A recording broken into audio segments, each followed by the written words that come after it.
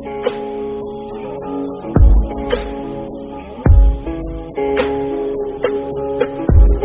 Evening बच्चा लोग।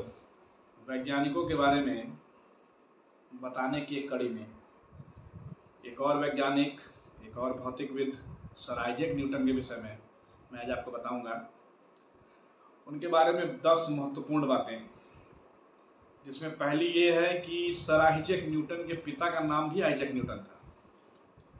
दूसरी बात, जिस वर्ष आइजैक न्यूटन का जन्म हुआ यानी 1642 ईस्वी में, उसी वर्ष गैलीलियो गैलीली, यानी आप जानते होंगे गैलीलियो गैलीली को, जिन्होंने दूरबीन का आविष्कार किया है, उनकी मृत्यु हुई थी। तीसरी सबसे महत्वपूर्ण बात ये कि आइजैक न्यूटन के पैदा होने से 3 महीने पहले ही उनके पिताजी का देहांत हो गया था। और ये भी कहा जाता है या ये भी मान्यता है कि वे अपने सौतेले पिता और अपनी माताजी को आग लगा करके मारना चाहते थे।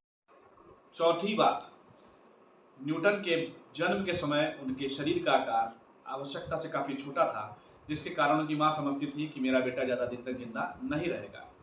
पांचवी बात, जब न्यूटन ने गति के 3 नियमों की खोज की थी, उस समय कैम्ब्रिज में प्लेग की बीमारी महामारी के रूप में फैली हुई थी। छठवीं बात, माना जाता है कि पेड़ से गिरते हुए सेब को देख करके ही न्यूटन ने गुरुत्वाकर्षण के नियमों की खोज की थी।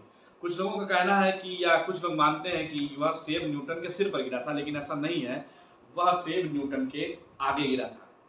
सर आइजैक न्यूटन ने ज्यादातर किताबें और शोध इतिहास और धर्म पर किए हैं, गणित और विज्ञान पे नहीं, फिर भी हम उन्हें फादर ऑफ फिजिक्स मानते हैं।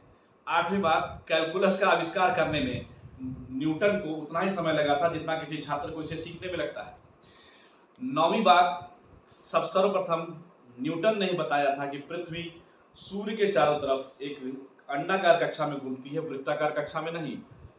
10वीं बात, जिस पेड़ से सेब गिरा था, उस पेड़ की लकड़ी के टुकड़े को अंतरिक्ष में भी भेजा गया था, ताकि यह बताया जा सके कि न्यूटन का गुरुत्वाकर्षण का नियम गलत है, लेकिन आज तक ऐसा नहीं हो पाया कि उनके नियम को गलत साबित किया जा सके।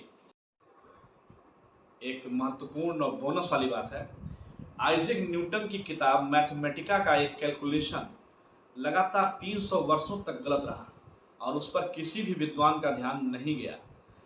1987 में शिकागो यूनिवर्सिटी के एक छात्र ने उस कैलकुलेशन पर ध्यान दिया और उसको सही किया।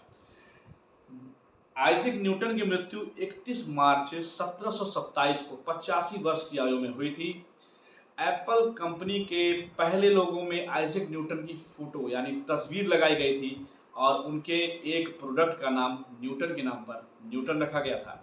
अगर ये जानकारी आपको अच्छी लगी हो तो प्लीज़ चैनल को सब्सक्राइब करें, कमेंट करें, शेयर करें और लाइक करें। थैंक यू बच्चा लोग।